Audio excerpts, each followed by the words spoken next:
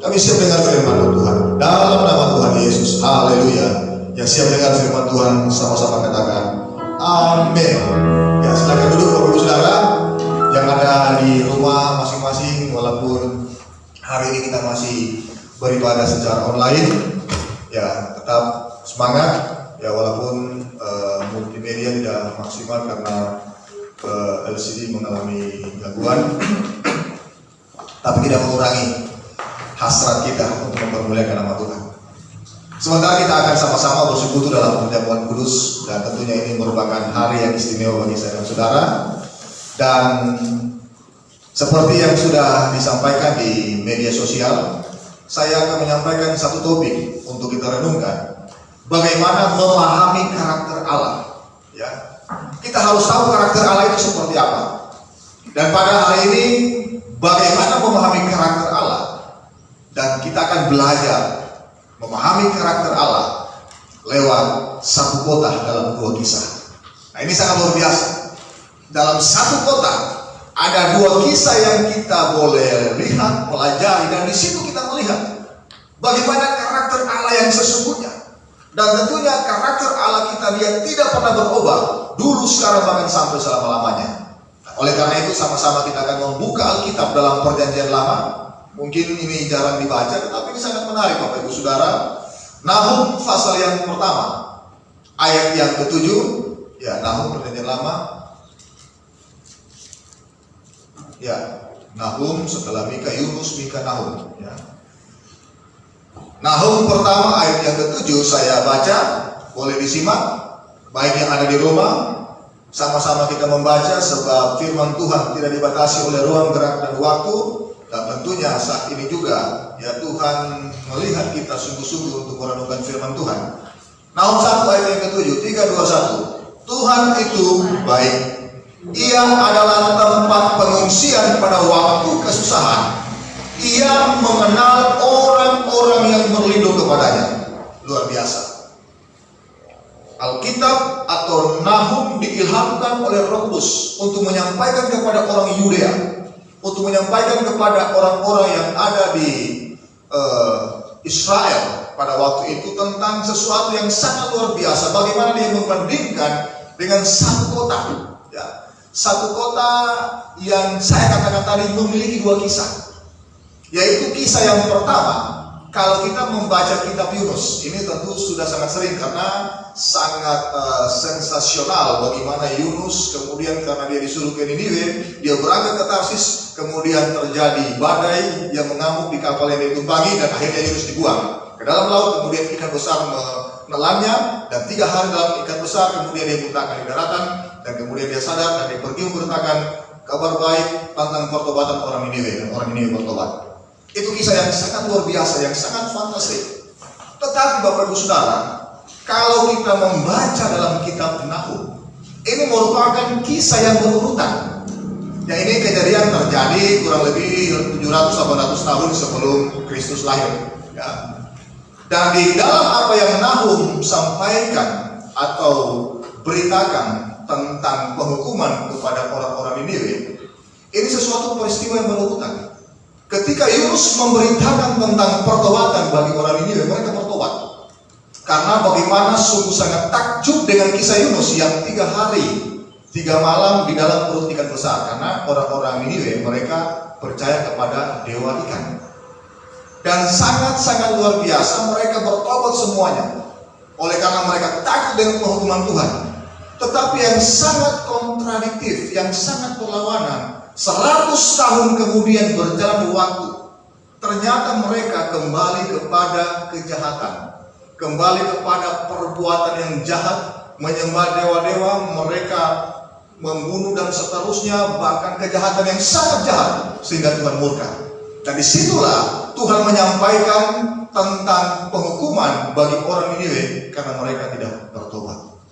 Jadi dalam hal ini kita melihat bagaimana kisah dari satu kota dalam 2 kisah. Kita mengenal karakter Allah. Dan hari ini kita belajar sangat luar biasa, sehingga segala sesuatu fenomena yang terjadi baik di negeri kita, baik pun juga di seluruh dunia, bahkan berbagai macam hal akan membawa kita merenungkan karakter Allah seperti seperti apa. Sehingga saya dan saudara kita tidak main-main dengan waktu Tuhan yang sudah sangat dekat. Tuhan akan datang. Dan pilihan ada di tangan kita. Kita mau ikut Tuhan, artinya bertobat. Atau kita percaya kepada yang lain, walaupun bukan dalam bentuk ekspresi iman, tetapi dalam tindakan perbuatan kita, yaitu perbuatan yang tidak ada dengan pertobatan. Dan kita akan melihat Bapak Ibu Saudara, betapa sangat luar biasa firman Tuhan yang disampaikan kepada orang-orang di Niniwe dan juga kepada orang-orang di Yehuda, orang-orang di Israel, bagaimana dikatakan Tuhan itu baik. Ia adalah tempat pengungsian pada waktu kesusahan. Ia mengenal orang-orang yang berlindung kepadanya. Luar biasa Bapak Ibu Saudara, bahwa kita melihat dalam kisah Yunus dan Nahum bagaimana akan adanya kebutuhan bagi setiap generasi untuk mereka memberikan tanggapan, untuk mereka memberikan respon kepada Allah seperti apa, supaya kenapa kehidupan rohani yang kita miliki hari ini kita bisa wariskan kepada generasi seterusnya, kepada anak-anak kita, supaya mereka percaya tentang Tuhan. Kalau tidak, keselamatan itu tidak gandengan. Kalau hari ini orang tua tidak percaya, bahkan kita percaya kepada Tuhan beriman, kemudian generasi kita itu akan memilih dengan pilihan mereka sendiri. Dan oleh karena itu sangat menarik Bapak Ibu Saudara, kita akan memahami bagaimana Tuhan dia sangat luar biasa, dan dia nyatakan bahwa penghukuman Allah itu pasti, tetapi demikian juga belas kasihannya. Dan kita akan melihat ada dua hal, seperti apa karakter Allah itu, ya, seperti apa Tuhan itu, sehingga kita jangan sampai salah memahami karakter Tuhan. Saya mengatakan Bapak Ibu Saudara bahwa hari-hari ini ajaran tentang belas kasihan Tuhan, tentang anugerah Tuhan, tentang kebaikan Tuhan itu sudah salah diartikan, salah digunakan. Ajaran tentang radical grace, artinya anugerah yang sangat radikal, anugerah yang sangat hyper, itu dimaknai dengan sangat-sangat keliru. Karena ajaran ini mengatakan bahwa sekali orang menerima Yesus Kristus sebagai juru selamat, walaupun dia murtad, walaupun dia kembali kepada kejahatan, dia tetap selamat, karena anugerah itu dari Tuhan.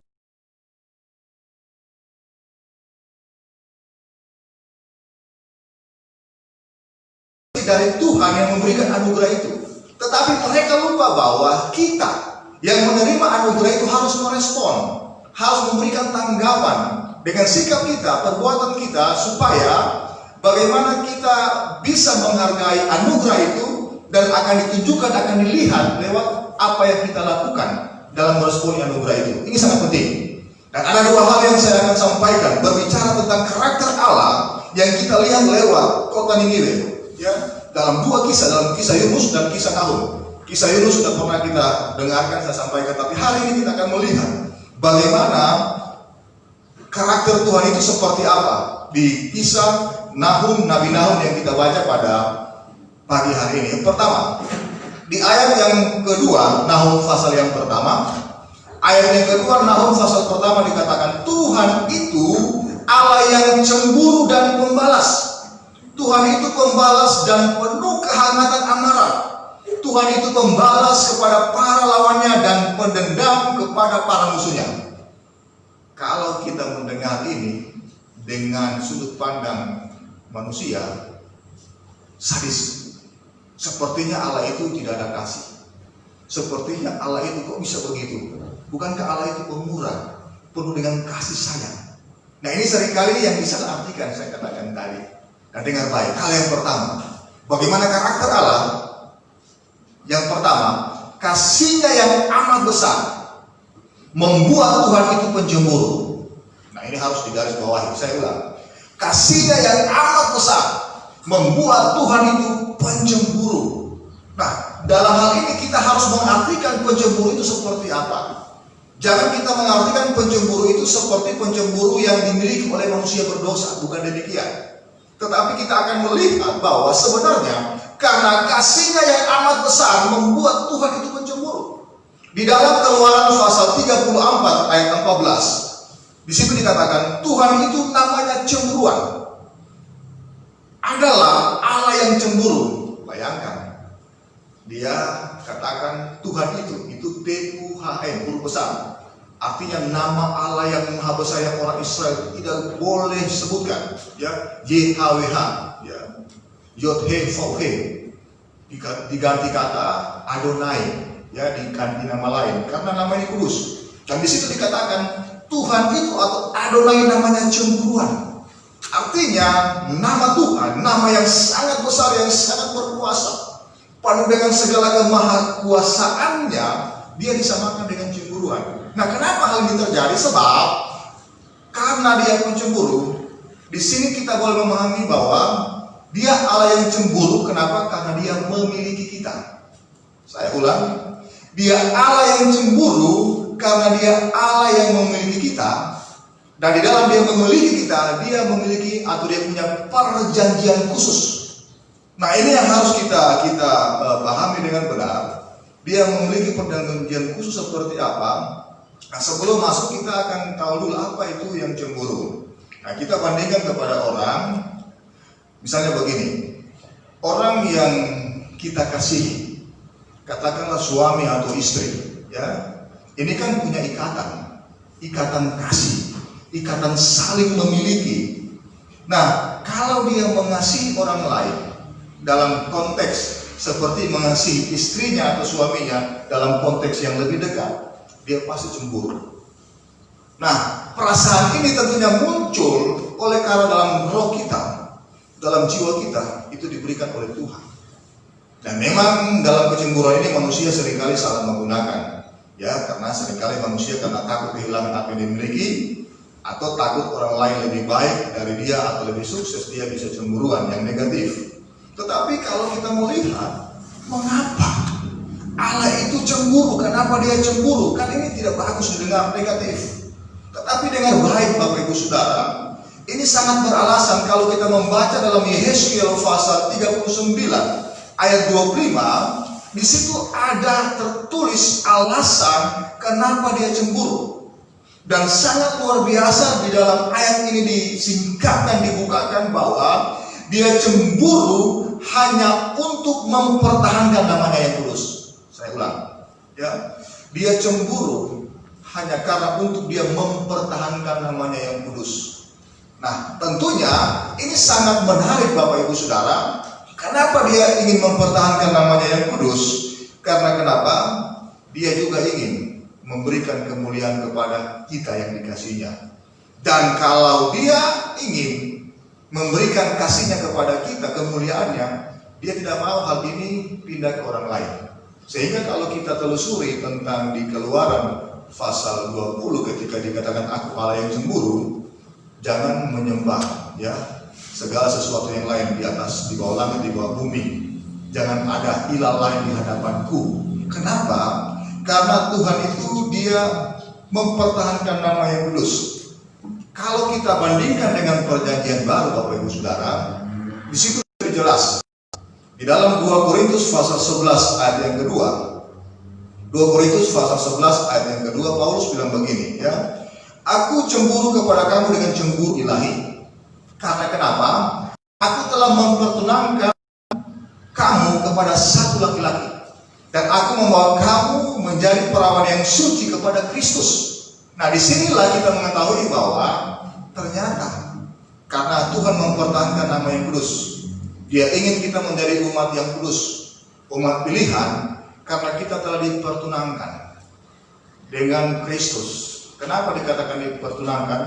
Karena kita harus menjaga kekudusan kita sampai kedatangan Kristus yang kedua. Kemudian dia akan menyebut gerejanya, itulah tunangannya gerejanya. Kemudian di dalam Alkitab dipakai satu metafora, satu istilah figuratif perkawinan anak domba. Oh, luar biasa. Artinya Alkitab begitu menjelaskan kepada kita betapa Tuhan menghendaki supaya kita menjadi orang yang sangat-sangat kudus.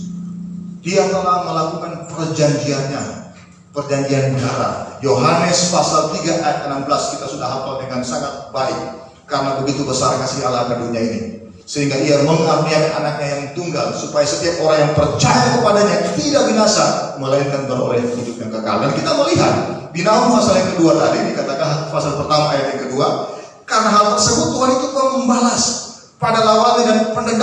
musuhnya. Nah ini lagi mempunyai konotasi yang sangat negatif. Seolah-olah Tuhan itu kenapa suka marah-marah, kenapa dia penendam. Dengar baik, kita perlu tahu yang Tuhan kehendaki bukanlah kebinasaan. Dengar baik, yang Tuhan kehendaki bukanlah kebinasaan, tetapi pertobatan kita.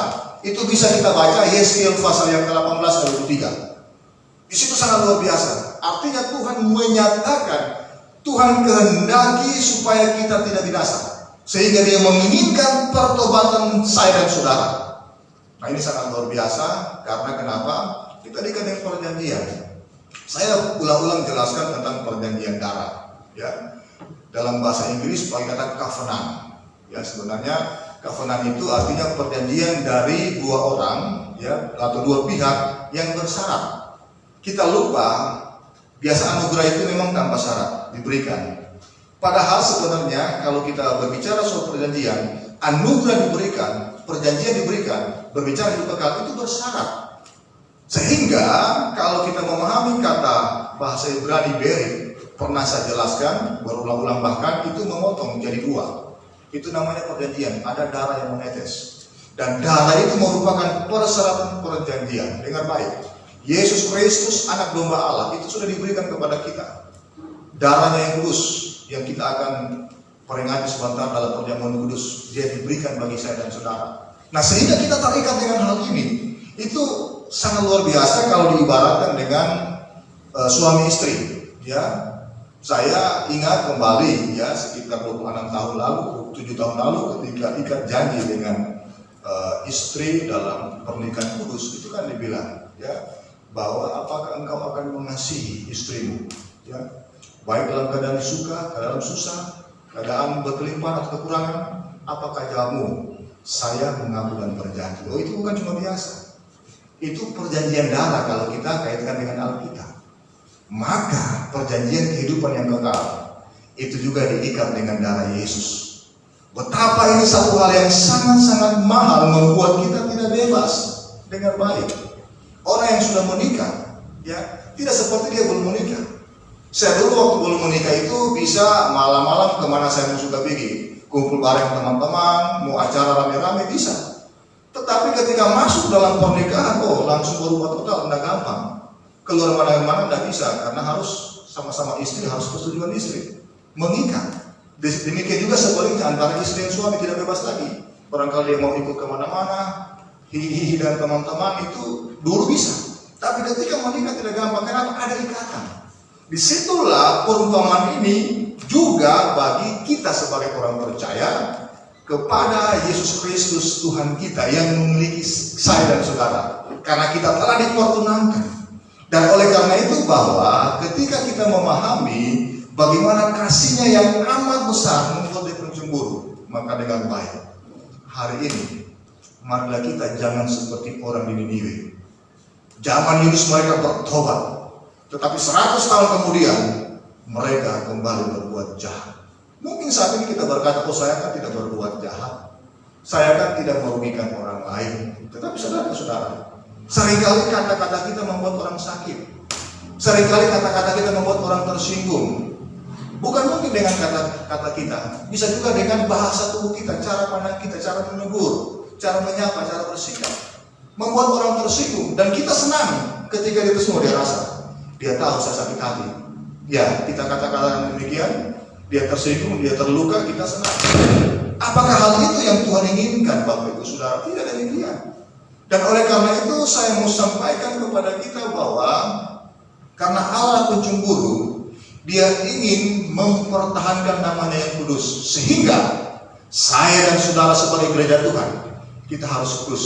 Dan oleh karena itu dalam perjanjian baru diingatkan di kitab Petrus bahwa kuduslah kamu sebab aku kudus. Kudus itu berarti terpisah, dia tersendiri.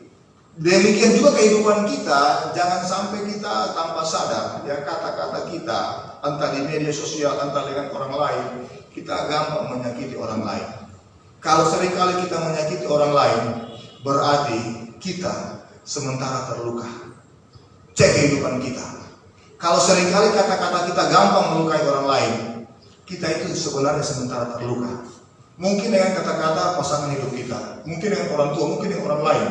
Dan saat itu kita belum membereskan diri kita masih menyimpan kepahitan, kita masih menyimpan kesalahan orang lain. Mungkin kita bilang, oh saya tidak mengampuni, saya tidak marah, saya sudah mengampuni. Tetapi itu cuma perkataan. Padahal kemarahan itu kita hanya simpan. Sebentar, sewaktu-waktu dia muncul, bukan kita lupakan.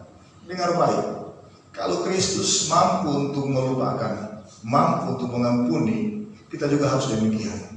Dan disitulah akan kelihatan sebenarnya kita orang percaya atau bukan.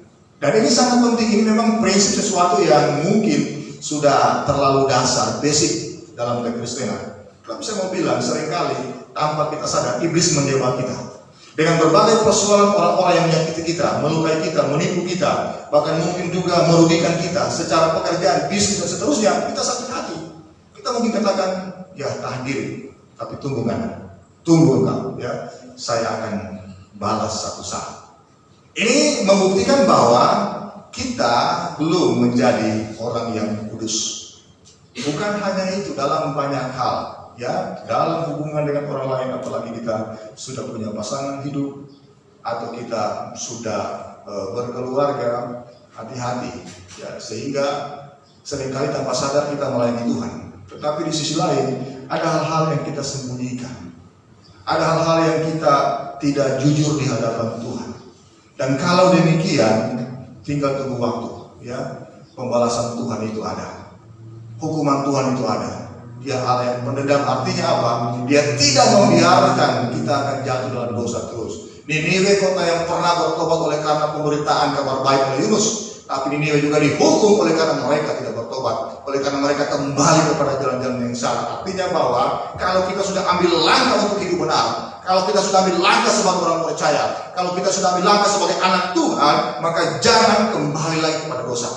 Jangan kembali lagi kepada kehidupan lama. Kalau mungkin kita berproses dalam kehidupan kita, tidak sempurna 100%, tapi kita mau untuk berproses. Jangan kebiasaan-kebiasaan lama itu masih terulang, tidak bisa kita tinggalkan. Nah, oleh karena itu, dengan baik Bapak Ibu Saudara, kebaikan Tuhan itu sangat luar biasa. Tetapi Dia juga Allah yang konsekuen. Dia menghukum dosa, Dia menghukum kesalahan. Dan hari ini kalau jalan anugerah masih terbuka, kita buka hati dalam Tuhan. Amin. Itu poin yang pertama. Poin yang kedua, di ayat yang ketiga, firman Tuhan berkata demikian. Tuhan itu panjang sabar dan besar kuasa, tetapi Ia tidak sekali-kali membebaskan dari hukuman orang yang bersalah. Ia berjalan dalam puting beliung dan badai, dan awan adalah debu kakinya. Ayat yang ketujuh. Tuhan itu baik. Ia adalah tempat pengungsian pada waktu kesusahan. Ia mengenal orang-orang yang berlindung kepadanya. Yang kedua, bagaimana kita mengenal karakter Allah? Artinya, kebaikannya yang amat besar, sehingga Dia tidak inginkan kita binasa. Saya ulang, kebaikannya sangat besar, sehingga Dia tidak inginkan kita binasa. Ayat yang ketiga berkata, Tuhan itu panjang sabar dan berkuasa. Nah, ini seringkali kita salah mengerti, ya. Tuhan itu panjang sabar bukan berarti tidak ada batasnya, ya. Memang panjang sabarnya manusia dengan panjang sabarnya Tuhan berbeda. Kalau hari ini engkau berkali-kali jatuh dalam dosa, engkau katakan, oh tidak apa-apa, saya masih begini kok, usaha saya masih diberkati, bisnis saya masih diberkati, saya masih bisa melayani, tidak ada terjadi. Dengan baik, itu Tuhan masih panjang sabar. Tetapi karena Tuhan panjang sabar dengan bahwa Ia tidak sekali-kali membebaskan dari hukuman orang yang bersalah. Hari ini kita tidak tahu kapan akhir hidup kita. Jangan kita anggap masih lama, ya. Bisa lama, bisa singkat. Tetapi yang paling kita harus pahami bahwa di dalam kesabaran Tuhan, kita juga ingin mengetahui, merenungkan bahwa disitulah waktu Tuhan yang diberikan kepada kita. Coba renungkan dengan baik. Ketika Nuh datang di dunia ini, dia ada di dunia ini. Dia 120 tahun memberitakan tentang penghukuman Tuhan. Dia buat bahtera di atas gunung, orang ketawa-ketawa, mengolok-olok. Kenapa buat bahtera di atas gunung? Ya. Sebenarnya dia sementara menyampaikan pertobatan, tapi hanya diolok-olok. Kalau hari ini engkau masih hidup dan kita Tuhan masih berikan kesempatan bertobat, jangan anggap sepele. Pertobatan ini saya katakan bukan karena kita dulu yang misalnya peminum, penjahat, kemudian tidak lagi, bukan hanya itu.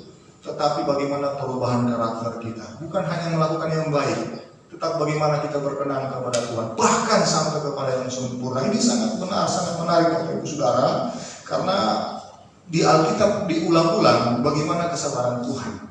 Dan saya mau katakan bahwa kesabaran Tuhan itu ada batasnya, walaupun dia pandang sabar.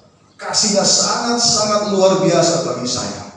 Dan di ayat yang ke-7 tadi dikatakan demikian, ia mengenal orang-orang yang berlindung kepadanya. Ini sangat menarik. Bapak Ibu Saudara, kata mengenal itu dalam bahasa Ibrani itu sama dengan hubungan suami istri, intim. Ketika Abraham mendekati Sarah, ketika Adam bersetubuh dengan Hawa, itu dipakai kata yada, sama dengan kata ini mengenal, yada. Dan di perjanjian baru ada kata yang sama dengan ini, namanya ginosko. Itu di Matius yang ke-7 ayat yang ke-23 dikatakan, "Kenyalah kamu, aku tidak mengenal kamu." Karena di ayat sebelumnya dikatakan bahwa Tuhan bukan orang yang berseru Tuhan, Tuhan akan diselamatkan, tetapi orang yang melakukan kehendak Bapakku di surga. Kemudian ayat selanjutnya bilang begini bahwa Tuhan, bukankah kami bernubuat demi namamu? Itu karisma, itu karunia. Banyak orang melayani karunia. Kemudian terus dikatakan, bukankah aku mengadakan mujizat demi namamu, mengusir setan demi namamu? Itu karunia. Itu karunia orang-orang yang diberikan oleh Tuhan untuk melakukan perkara yang luar biasa. Bahkan banyak hal.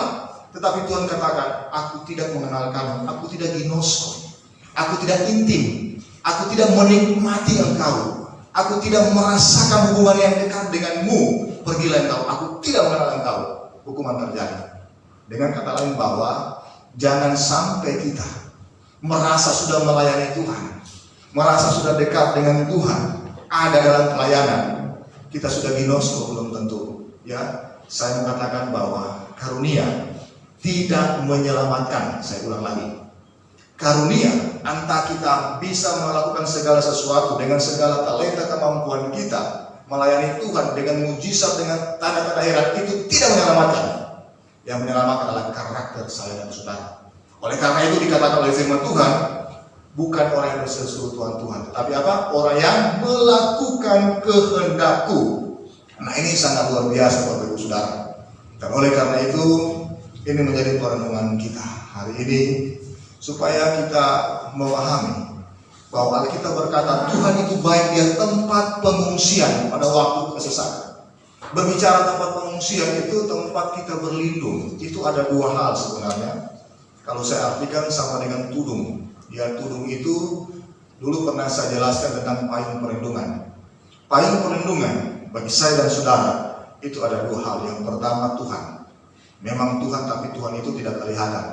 Tetapi payung perlindungan Tuhan itu diberikan delegasi kepada institusi yang ada di dunia ini. Pertama pemerintah, ya, atau kalau dalam rumah tangga itu orang tua, suami istri, atau suami. Karena itu institusi lembaga yang Tuhan percayakan. Karena Alkitab mengatakan bahwa kita harus tunduk kepada pemerintah, itu perlindungan.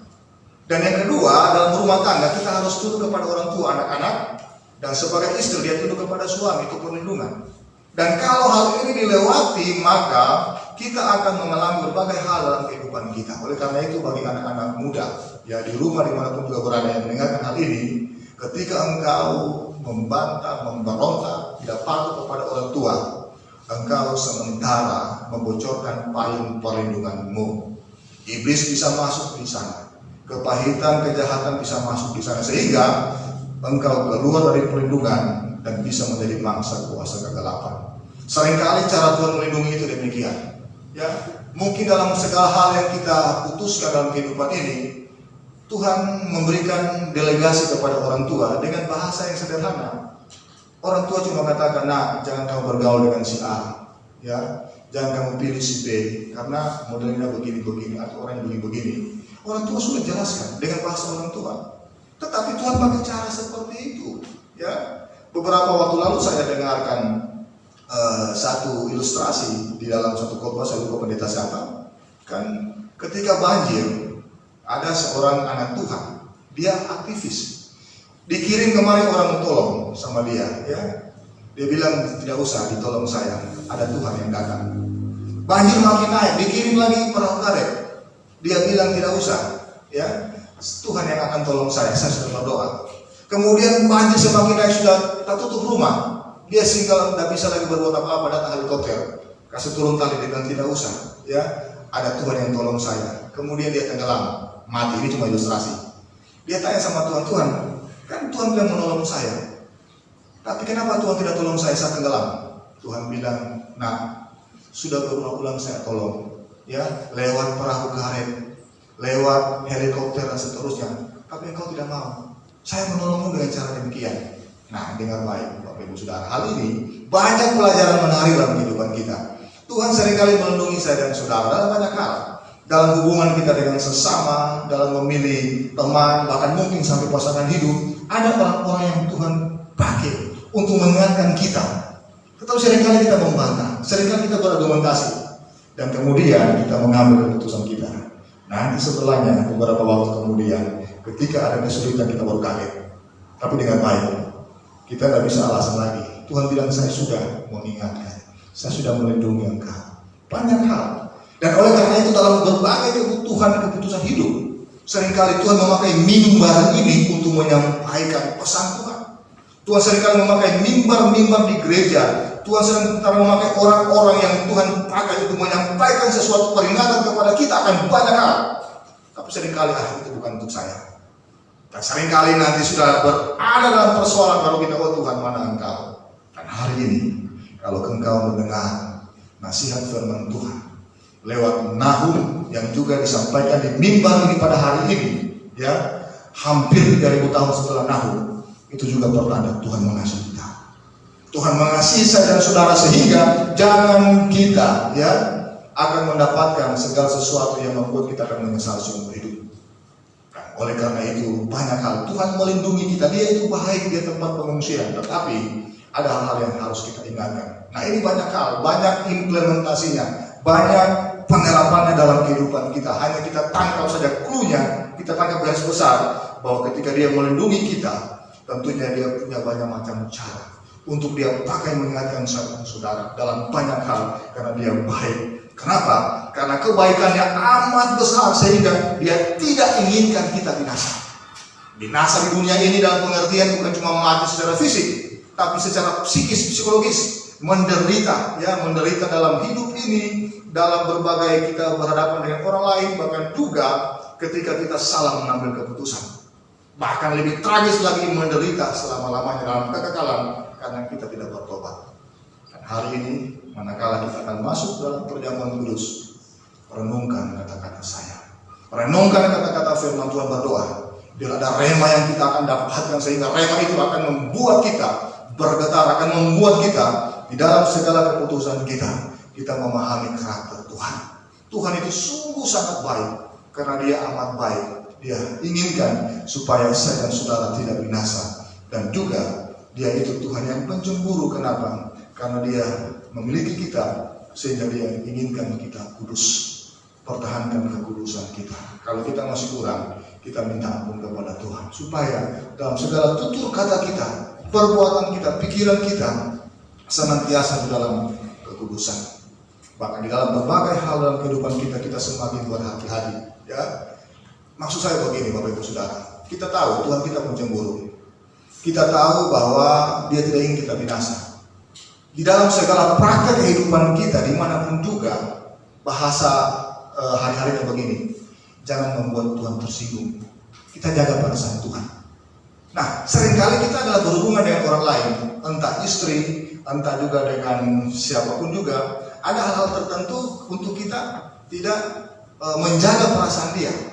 Misalnya saya, ya, aku bawa dengan istri saya. Kalau saya mata kesana kemarin dan lihat misalnya perempuan lain, pasti dia akan tersinggung. Maka saya harus jaga perasaannya supaya jangan seperti itu.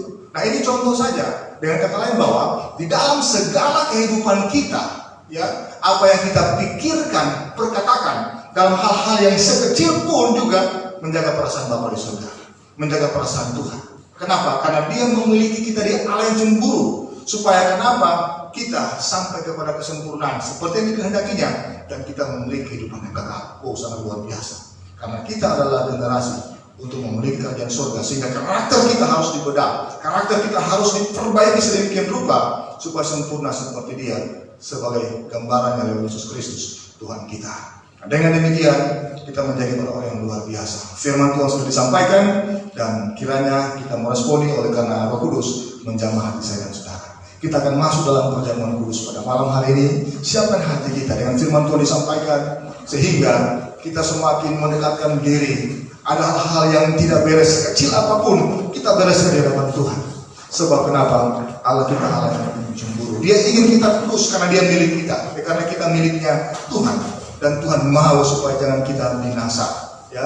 Sebab kita sangat berharga untuk bersama-sama dengan Tuhan dalam kekekalan. Haleluya. Amin.